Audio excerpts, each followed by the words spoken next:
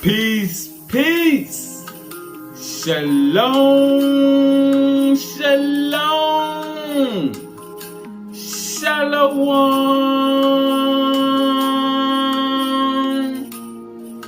Assalamu alaikum.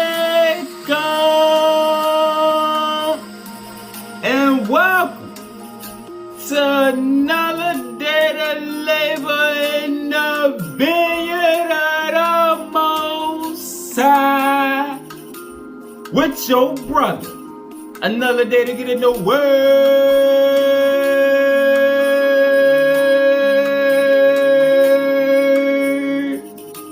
to see what the Most High got to say. And what we eating on today is the time cycles, the Yugas, and how we going into the next one. We coming out of the age of darkness, rising back up towards the age of light. All right, so let's get right into it. We're gonna go into the Lemurian scrolls. Let's get some definitions.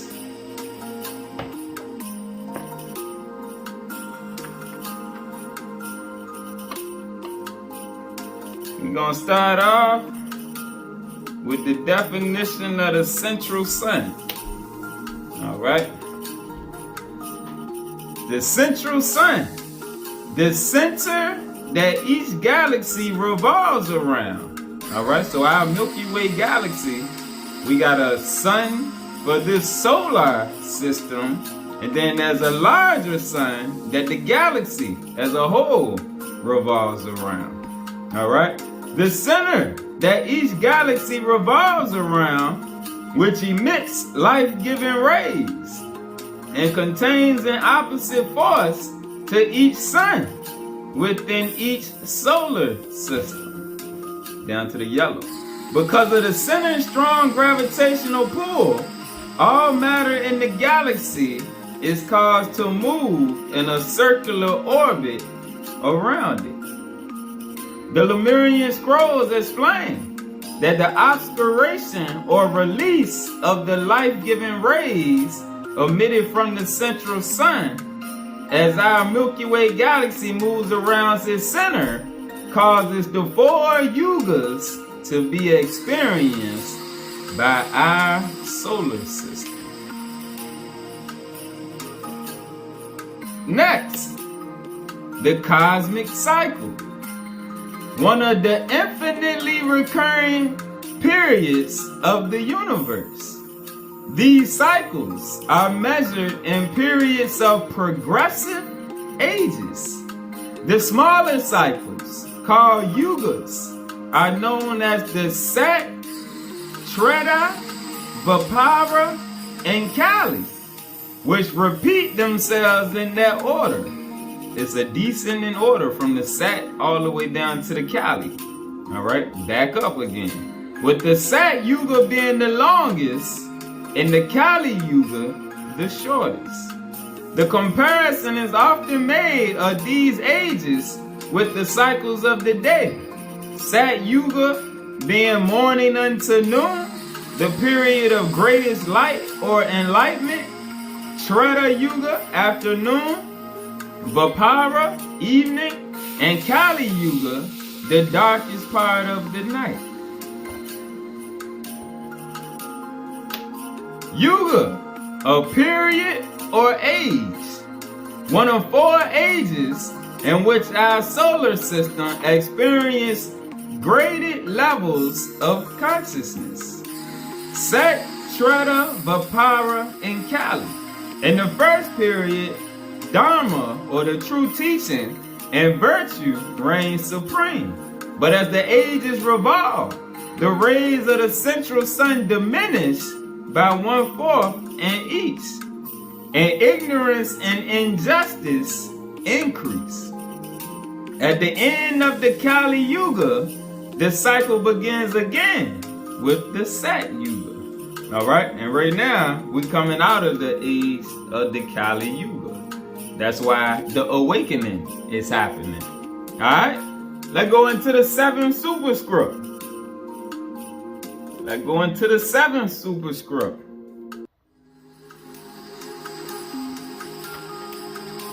Thou shalt be the witness to the truth of the word. Verse 46.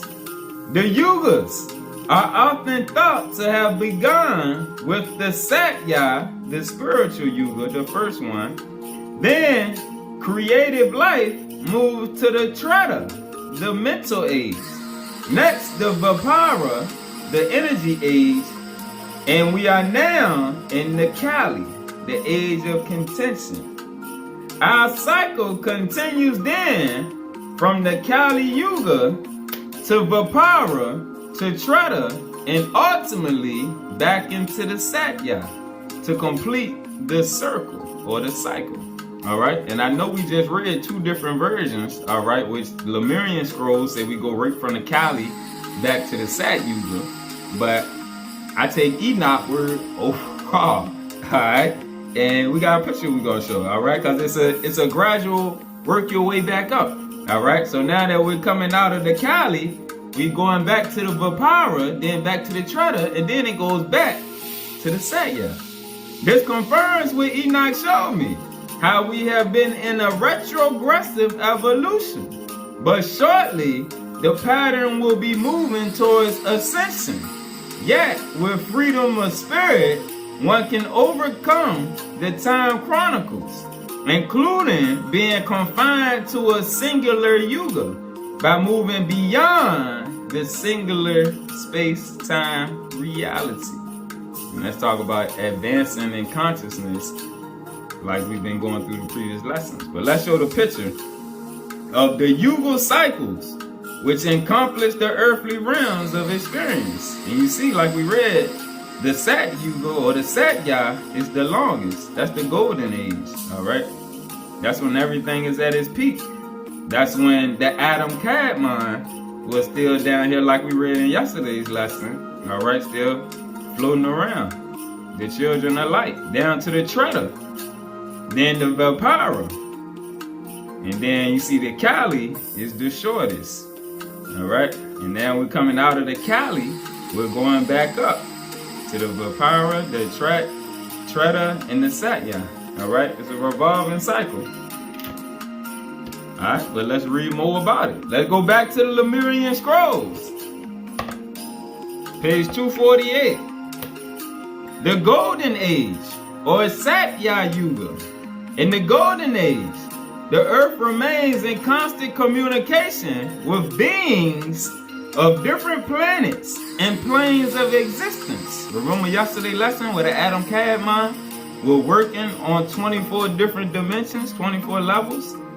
Many of the semi-divine races maintain homes and even cities or states on the earth. The earth is far more fertile, lush, clean, vibrant, and energized, so that all people can obtain whatever they need just from natural resources. Gems, jewels, coral, and precious metals and stones of all kinds are available in abundance and used widely. People are generally 18 to 20 feet in height in the Golden Age and remain extremely powerful throughout their lifetime. The average lifespan ranges from immortality in the beginning of the Golden Age to about 200,000 at the end of the Golden Age. Long, extreme meditation and austerity to obtain superhuman powers are fairly common. All right, and don't get caught up on the numbers. All right. Also, divine virtues are natural. Dharma exists in all of its 4 points: austerity, purity, compassion, and truthfulness. Alright? Now, the Silver Age, or the Treta Yuga. In the Silver Age, people from other planets do not live or relate as intimately with humans. although they visit the earth fairly frequently and impart knowledge to selected individuals. Only certain people from Earth have the ability to travel to other planets. There is great prosperity on the Earth, immense power, and advanced fields of science and art. People are physically 12 to 14 feet tall, very powerful with the use of mantras, and are mentally perceptive. The average lifespan of people range from 60,000 to 10,000 years. The solar dynasty remains in charge of governance of the earth. In the golden age, great palaces, cities, and assembly halls are built by supernatural powers. All right? Think about how they say how the pyramids was built from the mind. All right? But in the silver age, human labor becomes compulsory. Dharma is still honored above all else and followed in 3 points: purity, compassion, and truthfulness. Now in the Copper Age, the third age, the Vapara Yuga. During the Copper Age, powerful beings from other planets and planes of existence appear even less frequently on Earth. They still appear to those who culture and evolve themselves. They grant boons, accept the offerings of yajnas, offer assistance, spiritual guidance, etc. Human beings are not as mentally and physically powerful as in the Silver Age. People average 8 to 10 feet in height. The average lifespan ranges from 3,000 in the beginning to 500 years at the close of the Copper Age. All right, and think about the giants, like in the Book of Mormon when they talk about the Jaredites. All right, and even the Bible when they talk about it with giants in those days. Accordingly, there are still great powers through the use of mantras, tremendous arts, and alchemical science. Whatever is presently accomplished through technical feats now is accomplished through yoga and tantra in the Copper Age, which is not adverse to nature. The lunar dynasty is the presiding government. The black magical arts begin to grow. Most people are well rooted in the authentic wisdom of intergalactic history. This age recently ended, approximately 5,300 years ago, with the Mahabharata War. All right, and that's one of the Hindu books called the Mahabharata. This was also the end of interplanetary communication for the human civilization. Dharma survives in 2 points: compassion and truthfulness. The Iron Age, or the Kali Yuga. In the Iron Age, vice spreads through the means of greed, intoxication, and overindulgence and sense gratification. When this is relied upon more heavily, humans become ignorant of their glorious past and begin doubting its existence. That's where mythology starts to come into play. Soon, complete reliance on manual labor and mental technology inventions spread worldwide. People grow physically weaker and are 4 to 6 feet in height. The average lifespan ranges from 100 to 65 years. Meditation, compassion, and purity are scarce. Because communication with other planes of existence is cut off, mankind believes he is the supreme being and therefore exploits the resources of the earth and the universe. Governance is broken up across the globe, and power fluctuates between those with the latest technological advantages. Dharma exists only in 1 point: truthfulness. All right, so let's go back and read about more detail of the beginning. Verse 6, our first earth bodies. And this tying into the lesson we did yesterday when the Cadmon and them was down here in the Sad Yuga. These divine souls, who came to populate the planet in the Satya Yuga, look much like mankind will still look hundreds of thousands of years from now in the Kali Yuga, except there was no gender, no male and female. Remember from the lesson yesterday?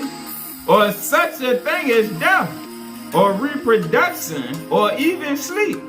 There was no concept of hunger or pain. They could fly easily. And if you think about some of the Hindu texts, and then even in mythology, when they talk about people flying, even like on the show, the Avatar, The Last Airbender, how they could fly. This was real stuff, all right? And we just, like we read, in the Kali Yuga, people don't believe these things happen. They could fly easily and freely in their new earth body in the Satya Yuga by mentally lifting up into the air, by using the power within their spine and travel anywhere. These bodies were impervious to cold or heat. The air was so thick and healthy, they would become nourished simply by breathing in deeply. They didn't really need to eat then, as the air completely filled their bodies with pranic essence each time they took a deep breath. Early in the Satya Yuga, they had only but to smell the essence of cut fruits and flowers for a complete meal. Get a good whiff of them fruits and flowers, and that's like eating right there. Everything was so pungent, and because of the nature of their physical bodies, this was possible. But toward the end of the Yuga, they had to eat to become nourished and could not fly as far. The closest they ever came to the concept of death was when the physical elements just dissolved under the power of realizing the self, and the essence of their individuality returned to the planet from which they came, fully matured, having completed their mission on the fire planet. Verse 7, the cosmic cycles of 4 yugas. It is necessary to understand the nature of the yugas to acquire full knowledge of the continuity of mankind as he evolves in experience from his beautiful state in the Satya Yuga to the veiling darkness of the Kali Yuga, and into the dawn of the Satya Yuga, the golden age that will again follow, the Vapara age, as we work our way back up to the Satya Yuga. During this entire process, the evolution of each soul will individualize itself as it merges towards its essence.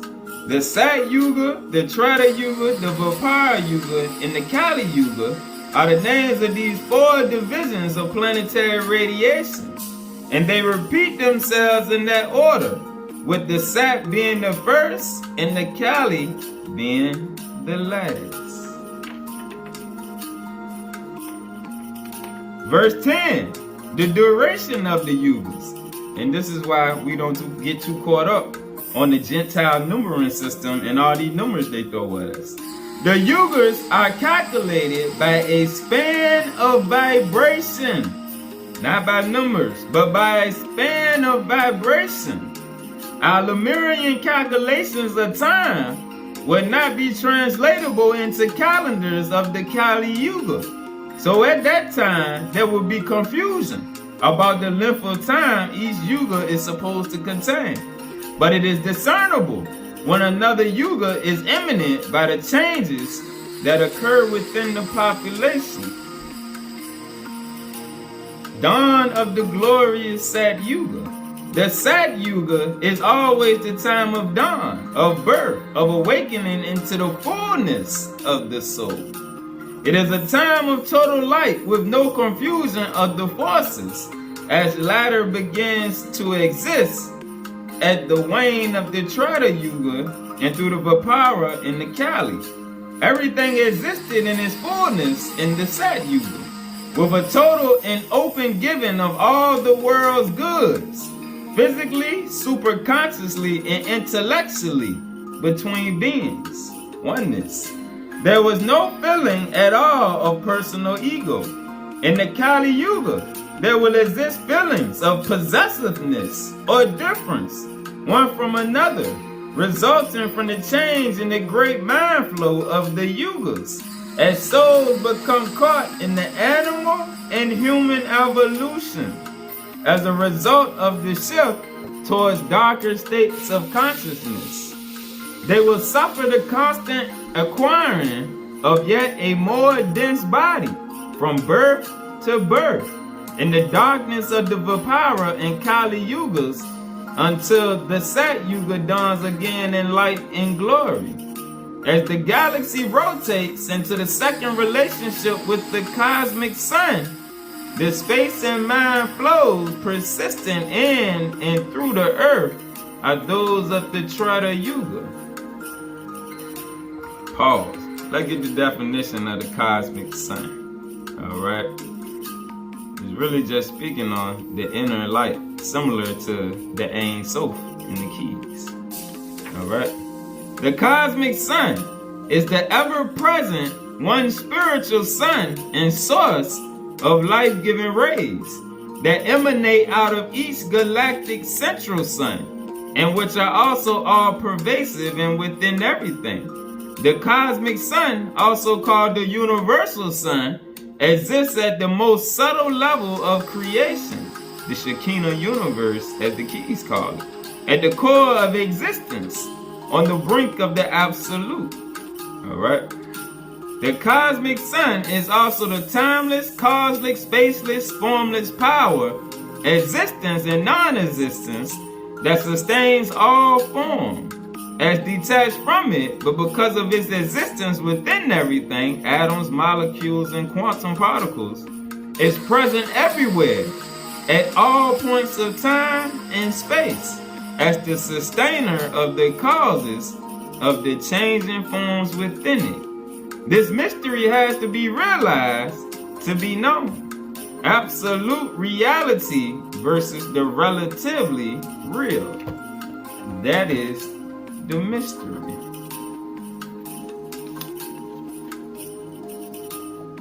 Much of the refinement and super consciousness of the Sat Yuga will still permeate through the Treta Yuga, but later it will wane when the dust of externalization of consciousness permeates, as the galaxy slowly shifts again, cutting off some of the rays of the central sun. 13. Life during the Treta Yuga. Alright, so now we're going down to the Treta, the Silver Age. The Treta Yuga is a wonderful period in which intense cosmic rays still penetrate Earth. This makes such evolution possible as creating a flesh body that appears to be like the original one. Alright, remember the descension from the Adam Kadmon to the body of flesh?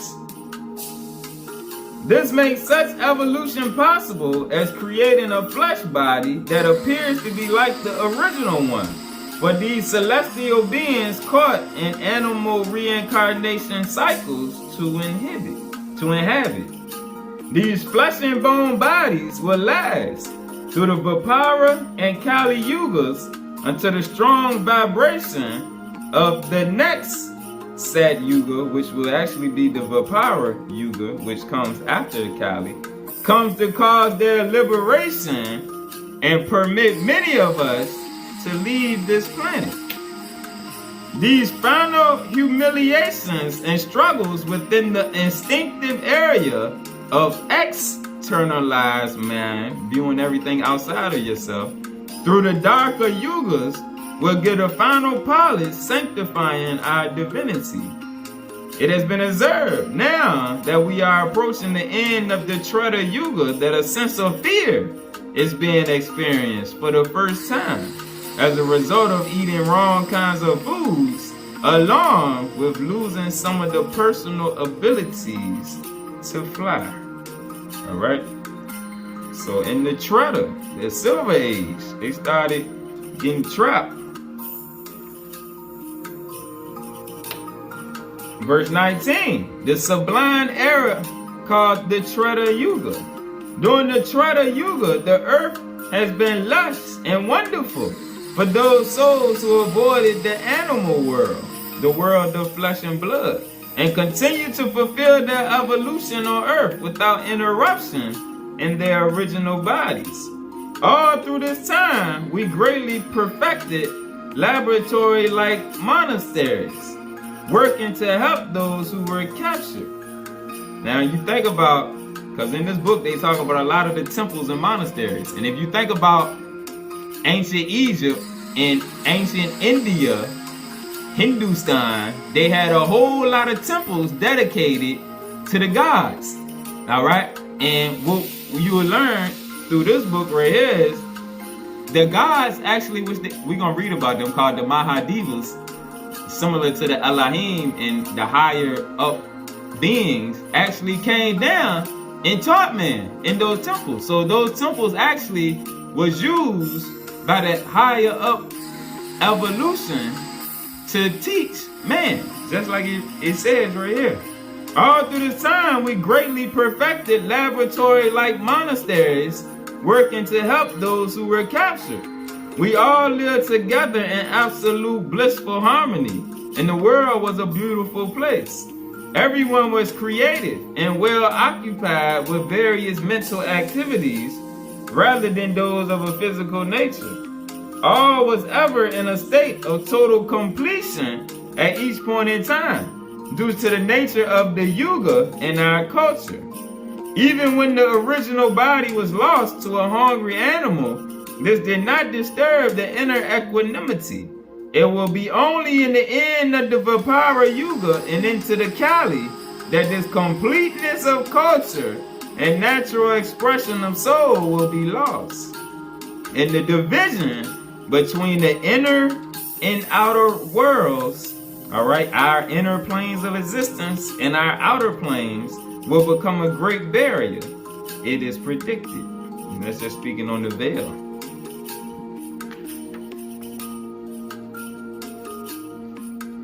And it will be at the end of the Vipara Yuga that all will see and remember the virtues of the Treta Yuga.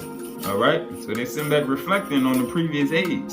And it will be at the end of the Vipara Yuga that all will see and remember the virtues of the Treta Yuga and tell in great volumes its history and culture as it faces the loom and gloom of the Kali Yuga. All right, so this is when we started keeping written tablets. All right, some of the tablets that we come across, like the emerald tablets of Thoth and all of that, this is when we started keeping the history, once we started going down into the Kali. And it will be at the end of the Vipara Yuga that all will see and remember the virtues of the Treta Yuga and tell in great volumes its history and culture as it faces the loom and gloom of the Kali Yuga. Soon, man forgets those virtues in the proper way of moving in the mind and using his powers, as he begins to work for dark purposes or egotistical purposes. It is during this time he will have mental battles with one another, and the black arts will be played with as games. It will be in the Kali Yuga that mankind kills one another. But in the Vipara Yuga, still there is not yet the killing. Pause. Now think about in the Bible, in Genesis, all right, when the killing starts to happen, all right, because it skips through a great deal of time, as we didn't find out in the other books. But when the first killing starts, that's in the age of the Kali, all right, when it says that Cain slew Abel. All right, that let you know that that was the beginning. That was in the Kali time frame right there. It will be in the Kali Yuga that mankind kills one another. But in the Vipara Yuga, there still is not yet the killing. No hand-to-hand combat as in the Kali Yuga. But one will hurt the mind of another in the dusk of his soul. It will be in the Kali Yuga, after the souls emerge in human form with desires, passions, and reproductive fervor, that racial and religious groups of many different kinds will begin. Because that before that, there is only one religion. All right, it was just one truth before that. They knew all of the things that we read about now was true. All right. 21, exercising the fading ability to fly. Our power of being able to fly is beginning to wane, and it is impossible to travel for long distances. And so we fly in games and for sports as we exercise this fast fading faculty. Many are seen walking, then flying a little and walking again, interspersing one with another, 300 or 400 yards at a time. Those in the grosser bodies, the more dense bodies, cannot do this at all and marvel at our ability. Children, however, can sometimes fly in the human bodies, and they lift them in the air and spin around as they dance and play one with another. They could fly long distances, but didn't really have the desire to go any place because their homes were so nice, there was no need to travel anywhere. The sign of our losing our ability to fly, it has been predicted, is the official beginning of the Vapara Yuga's advent in space and time. Then vast substances will form and divide the land. Darkness will prevail and cloud the mind, they say. 22, prediction about the Vapara Yuga. In the end of the Vapara Yuga, is seen the destruction of everything that have been built in the Treta Yuga in the dark area of the world. The races of light and races of darkness become divided by water. All right? And light and darkness is speaking on the light within. All right? The air becomes thinner. During this time, there is inner darkness within man in one part of the world, and inner light in another part, creating a balance of sorts, the yin and the yang. Monasteries form to hold the forces of light and keep the balance of the race, whereas the races in darkness will not have any monasteries and just do agriculture and care for the body. Everyone will try to influence everyone else through the powers of his mind. People try to convert other people to their religion and philosophy. No one is left on his own. Thought becomes very important to everyone. Everyone tries to program everyone else's thoughts. The destruction of this civilization will begin the Kali Yuga. The loss of knowledge and the loss of the ability to evolve divine faculties in the human body will occur.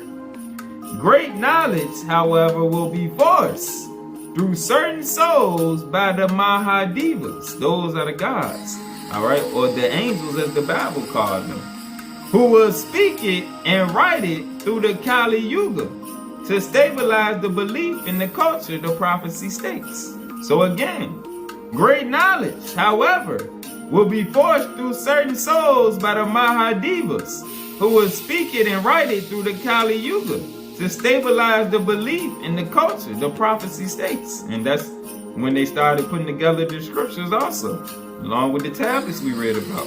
During the Vapara Yuga, many of you will be coming back into human form from the animal kingdom and feeling the power of reason and memory, our teachers tell us. Then, man will separate himself from others to endeavor to seek control over the forces within him, with the object to arrive within himself at the state he used to be in, out of the will of animalistic reincarnation through procreation.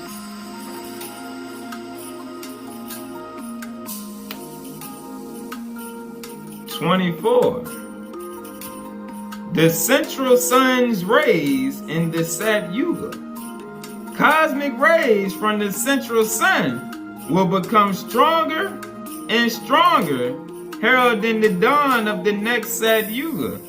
There will be a new vibration and everything will change. All right, and this is speaking on after the Kali Yuga, which if we look at let's look at the picture again. So we see how it goes from the Kali, and like Enoch said, it goes back to the Vapara, then the Treta, then the Set. All right. So it's speaking on this shift. The cosmic rays from the central sun will become stronger and stronger, heralding the dawn of the next Yuga. There will be a new vibration and everything will change. Mankind will again understand himself. All right, and think about how we always talk about knowledge of self, the process of self-realization. That's what's coming to the forefront now. And it started in the 1800s. All right, that's when Fard Muhammad came with Islam, Noble Drew Ali. That's when the Israelite movement got started. Marcus Garvey, all that stuff, the late 1800s, early 1900s. Joseph Smith with the 1800s and the Book of Mormon and the sealed portion. So in the late 1800s, that was the beginning of the age of Cosmon, like it says in the Awaspi. That was the end of the Kali, moving back into the age of awakening. All right, and now here we are about almost 200 years later, 100 and some years later, and we're seeing it increase a lot quicker. All right, mankind will again understand himself, and virtue will dawn as the next Yuga quickly unfolds its strength. Many who are not ready for the light of this next Yuga will perish. Those who are of the next Yuga will experience the beauty of its dawn. Those who have found the inner light, unaffected by the astrological and earth changes, which will claim the lives of the unenlightened, bound by the fierce dragon of lust. All right, and lust is not just talking about sex. You can lust for power, lust for money, lust for attention. You can lust for many things. There will be more atmospheric changes like heat and cold, gases and chemicals and things of this nature, which will bring on the next Yuga. As the Yuga progresses, people will know the nature of the planet and work with it rather than trying to control it, realizing what the planet needs and letting it go through what it needs to go through. This knowledge comes from the inside of man. It comes from the spirit. This will be a time when people will change from the inside out. People won't think the way they used to. Everything will respond to the new inner and outer space vibration. Cosmic rays getting stronger and stronger, bringing in the next Yuga. This has to do with what's in space. As the Yuga dawns, everything on Earth will become clean on a mass scale through the media of a mass method of communication. When people again come from other planets in the way they did in the Sat Yuga. The change will be completed and the dawn of the next Yuga will have fully arrived. It will be a gradual change to a great intensity. It will seem as if time is speeding up in the beginning and concepts of space will change.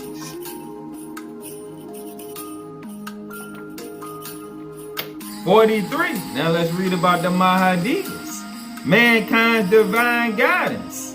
Our Mahadevas were the divine beings from the Sat Yuga, who because of their power did not go into the animal kingdom or flesh bodies, and remained still active on earth through the Sat and the Treta Yugas, these many hundreds and thousands of years.